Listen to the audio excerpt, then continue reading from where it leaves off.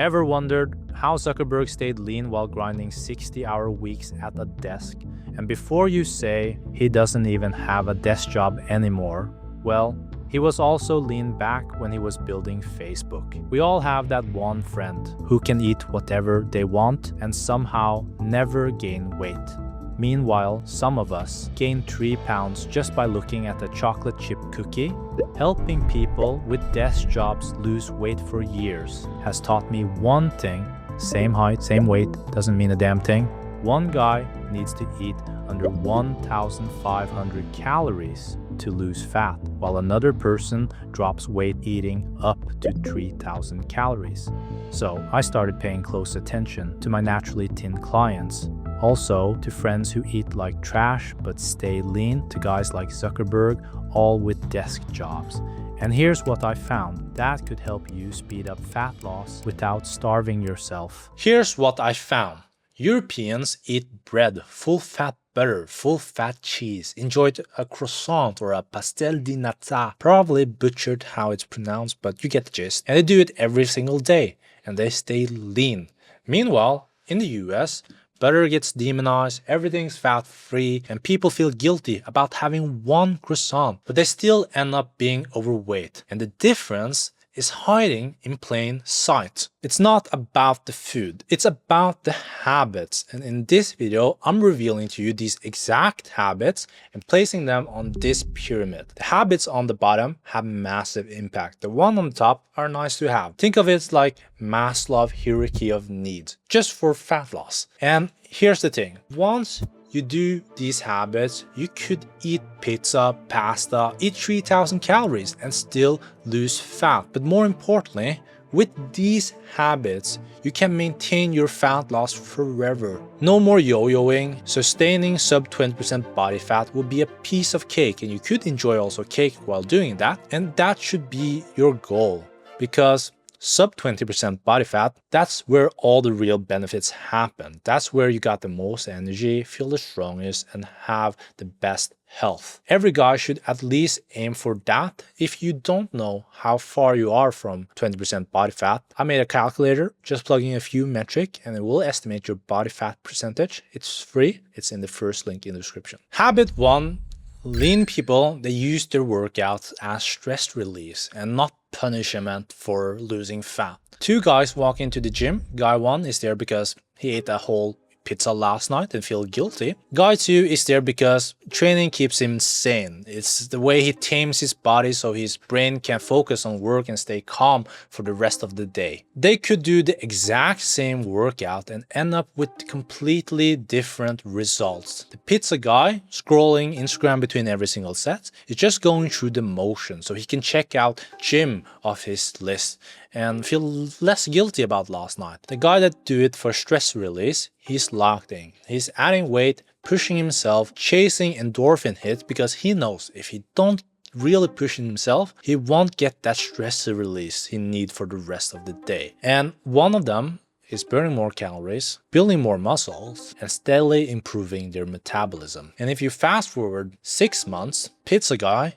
he probably quit by then because he was forcing himself to do something he hates just because he felt guilty. And when us humans, when we're forced to do things we don't want to do, we usually don't do it for very long. And the guy that does it for stress release, 6 months later, he's down 20 pounds. He also added 10 pounds of muscle. He's still training because he loves it. It's his reset button, because if he skips it, he realized that he's one annoying Slack message from telling his boss to shove it up his ass or texting his missus.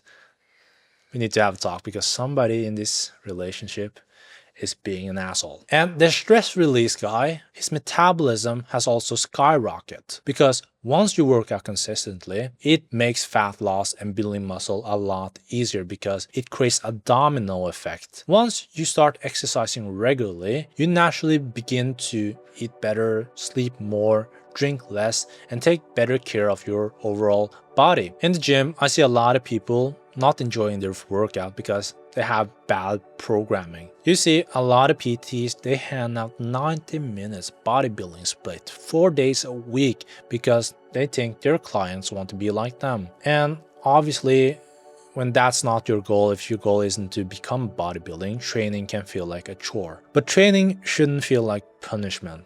And honestly, you should see it this way. Training is a privilege. I have a client who couldn't walk for months. He was stuck in his bed because he was waiting for his knee surgery. The other day, he finally got cleared to train again, and he was so grateful to just be able to move again after all these months. There are people right now who would give anything to do what you can do today. One day, all of us will lose the ability to move like we can move now. So use your body while you still can. And the more you use it, the longer you'll keep it. Stop seeing workouts as a punishment for what you ate. Start seeing them for a chance to keep your freedom. And if you want to lose fat and build muscle at the same time and have a program that isn't about becoming a bodybuilder, then I offer one-to-one coaching where I give you personalized training and personalized nutrition tailored to your levels and your goals. I also offer money-back guarantee. If you're not happy, I don't want your money. And if you want to see the result my clients have achieved or just want to learn more, click the second link in the description.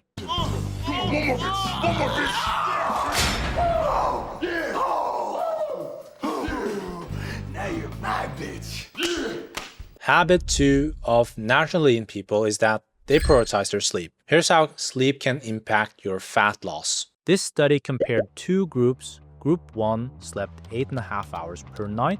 Group 2 slept only 5.5 hours per night. Both groups ate 1,450 calories daily, same deficit, and they lost about the same amount of weight. But here's the kicker. The sleep-deprived group lost 55% less fat. The majority of their weight loss was muscle. If you're dieting with poor sleep, you risk a few things: losing muscle instead of fat, slower fat loss, and a much longer road to reaching your physical goal, because losing weight means nothing. If it isn't fat, you're losing. And sleep doesn't just affect your fat loss, it also controls your hunger hormones. So leptin, the full hormone, it tells your body that you have enough to eat. It's great for fat loss. Ghrelin, the hunger hormone, it increases appetite. Not great for fat loss. The Wisconsin Sleep Cohort Study tracked 1,024 people, and they found that those who slept less than 6 hours per night had some serious changes. They had lower leptin levels, which means they felt less full, but they also had higher ghrelin levels. So they had way more hunger cravings, and that all added up. The below 6 hours per night group also experienced increased BMI. Typically, people who prioritize their sleep, they actually create a calorie deficit without even realizing it, because they avoid eating late because they don't want to mess up their sleep. And that ends up acting like a natural form for intermittent fasting. Intermittent fasting, it's also what happens in habit 3. Lean people, they like to work through their hunger. They call it deep work. A lot of naturally lean people skip breakfast because it helps them be more productive during the morning. Even when hunger hits at 11 a.m., they don't think it's time to eat. They usually think, all right, let's just finish this task before we go to lunch. Meanwhile, the guy struggling with weight loss, he thinks hunger signals is an emergency. And that's why a lot of time eats out of boredom and not actually because he's hungry. And if that's you, let me tell you something. That hunger feeling, it's just temporary discomfort. It also happens when you first try skipping breakfast. You feel the hunger signal, but it usually just lasts for 30 minutes. It fades away after. Most of the time, whether it's actual hunger or just boredom, if you sip some water or have a cup of coffee, the cravings usually disappear. And by the way, coffee is one of the best natural appetite suppressants you can use when you're starting intermittent fasting. Not only can this habit help you lose fat, but it could also potentially get you a promotion. And intermittent fasting is one of the easiest and most sustainable ways to lose weight long term. There's no calorie counting needed, no complicated meal prep. The calorie deficit just happens automatically. And if you just skip breakfast from Monday to Fridays, just the weekdays, and let's say each breakfast is about 500 calories, that is a 2,500 calorie deficit. That is a massive deficit, more than enough for most people to lose fat long term. And you're not really missing out on anything social by doing intermittent fasting on the weekdays. Pancakes with the family on the weekends, it's still on. Expensive brunch in a trendy new restaurant that your missus found on Instagram is still on, unfortunately.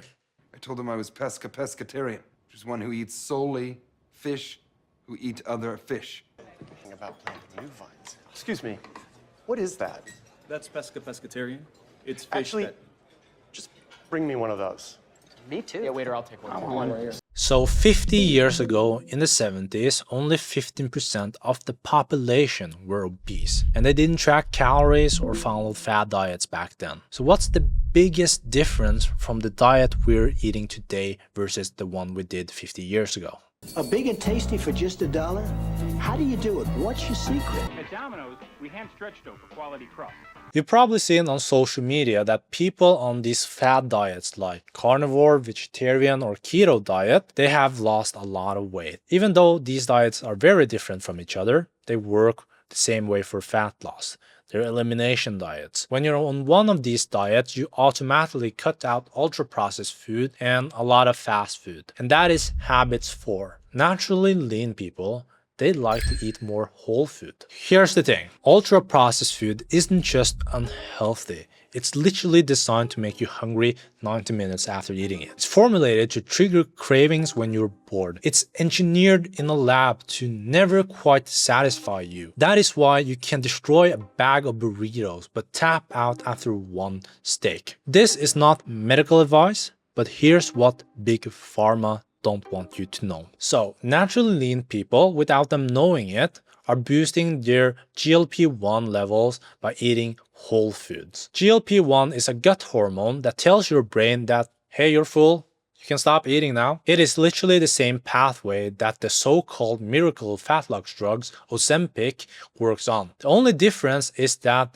there's no side effect, no $1,000 monthly subscription. By eating whole food, you trigger the same pathways your body owns appetite control. The trinity for boosting your GLP-1 levels naturally is more protein, more fats, and more fibers. A simple way to eat more protein, more fats, and more fibers to keep you more satiated is to cook more meals at home. That is actually how a lot of naturally lean people eat more whole food. They just enjoy cooking at home. But if you're like me, I hate cooking. It's so stressful. I hate doing dishes. When you eat out, just focus on eating more whole food. Order greens, fish, meat, and if you crave something sweet, have a fruit before you open a bag of sweets. And doing this will still boost your satiety naturally. But if you like cooking, then I have good news for you, because cooking is actually a great way to increase